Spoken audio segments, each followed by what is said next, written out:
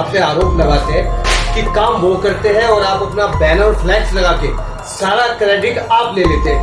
हाथ जोड़कर विधायक जी से ये प्रार्थना करना चाहती कि बहुत हो चुका, ये आरोप पत्र आप छोड़ दीजिए, आप मुझे काम करने दीजिए। जब प्रधानमंत्री मोदी जी ने हमें सिखाया है सबका साथ सबका विकास। नमस्कार, आप देख रहे हैं सच की रफ्तार दिल्ली का प्रतिनिधि। हमारे साथ है वार्ड नंबर 12 से रेखा अमरनाथ जी, निगम पार्षद।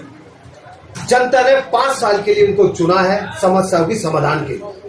आइए, क्या परिवर्तन और क्या रूपरेखा, क्या रणनीति ये अपने वार्ड में बना रही है, इन्हीं मुद्दों पे चर्चा करते हैं।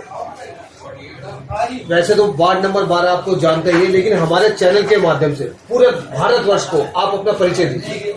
मेरा नाम रेखा अमरनाथ है और मैं वार्ड नंबर 12 मलकागंज की पार्षद हूँ और मेरे पिताजी भी जनसंगीत है और मैं भी अपने पिताजी के साथ जो है बचपन से पार्टी में जुड़ी रही हूँ और पार्टी ने मुझे मौका दिया चुनाव लड़ने का और जनता ने मेरा इतना साथ दिया क्योंकि मैं यहीं पली बड़ी हूँ, यहीं की बेटी हूँ, तो जनता ने मुझे चुन के यहाँ पे लेके आई है और मेरा एक ही लक्ष्य है कि अपने वार्ड की साफ सफाई से लेकर कोई भी किसी भी तरीके की समस्या हो, क्योंकि आप ये देखोगे मेरा वार्ड जो है, आप मेरे वार्ड में एंट्री करके देखो, मेरा वार्ड जो है 10-15 सालों में से ऐसा टूट गया है कि पहचानने में नहीं आता कि 10 साल पहले क्या था और आज क्या हो गया।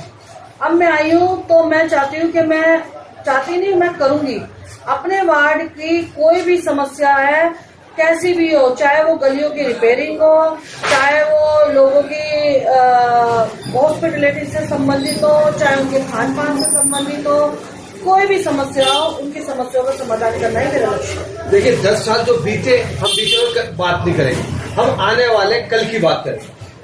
आम आदमी पार्टी के कुछ आपके ही क्षेत्र के स्थानीय नेता आप पे आरोप लगाते हैं कि काम वो करते हैं और आप अपना बैनर और फ्लैक्स लगा के सारा क्रेडिट आप ले लेते हैं। क्या सच्चाई है इन बात में?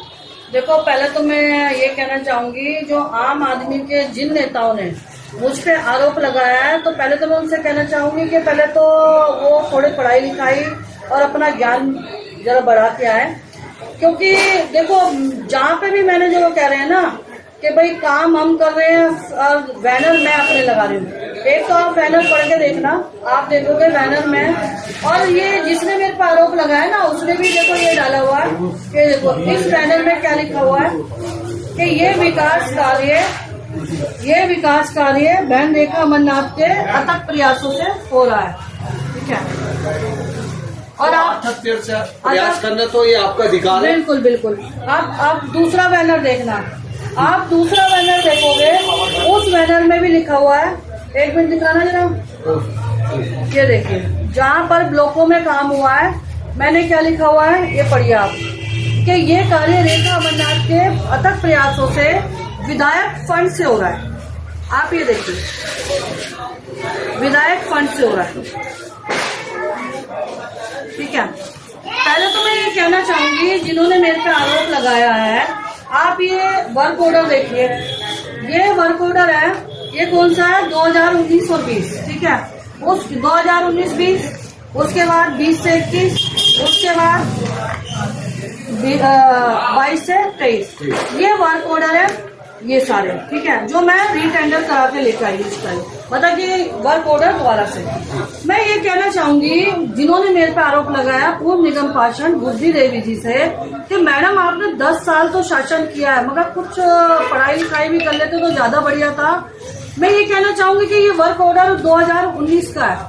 अगर ये विधायक भी आपका था, क्योंकि आप आम आदमी में आ चुकी थी, विधायक ने आपको फंड दिया था, तो आपको ये काम करना चाहिए था, आपने नहीं किया।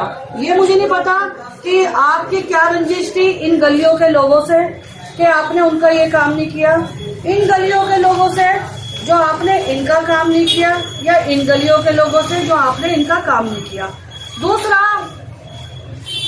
ये कहते हैं कि एमसीडी ने फंड नहीं दिया। मैं भी कहती हूँ एमसीडी ने फंड नहीं दे रही, क्योंकि आम आदमी की जो सरकार है वो एमसीडी में है और वहाँ पे मेयर ने हमें फंड नहीं दिया। तो इसका मतलब ये थोड़ी है कि मैं जो है आराम से बैठकर अपनी सीट पे बैठकर जो है आराम फरमाऊंगी। जब मैं आई तो मैंने ये देखा जी एमसीडी में मुझे फंड नहीं दिया, मुझे नहीं, पूरा काउंसलर को फंड नहीं है।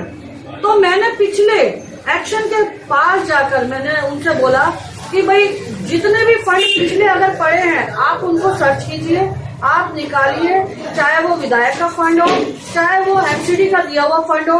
तो मैंने जो निकाला तो उसमें ये फंड निकले।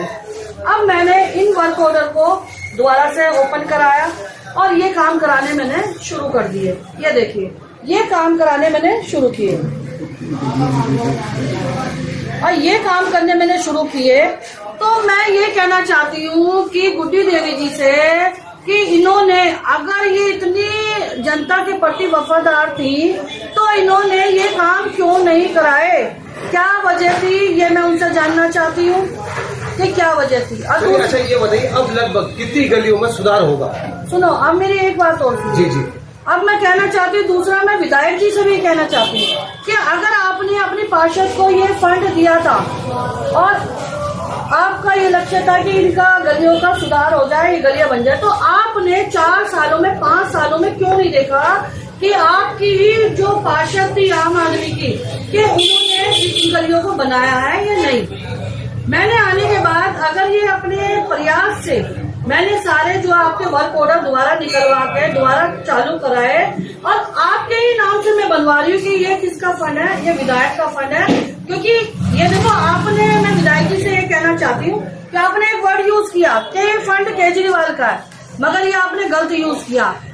आप ऊपर से देखोगे सेंटर को मिलता है राज्य सरकार से, राज्य सरकार देती है विधायकों को, विधायक देते हैं एमसीडी को, यानी कि एमसीडी की जो काउंसलर है वो अपने एरिया में काम कराती है। अगर आप हमें फंड नहीं दोगे तो हम काम कैसे कराएंगे। मगर ये आप ये कह रहे हो कि ये फंड जो है केजरीवाल का, ये आप गलत कह रहे हो, क्योंकि हमने तो नहीं बोला आपको कि ये फंड मोदी का। अगर हम भी कह सकते हैं केजरीवाल के पास जो फंड आ रहा है वो मोदी जी का है, हम तो नहीं कह रहे। हम एक भाजपा के देखो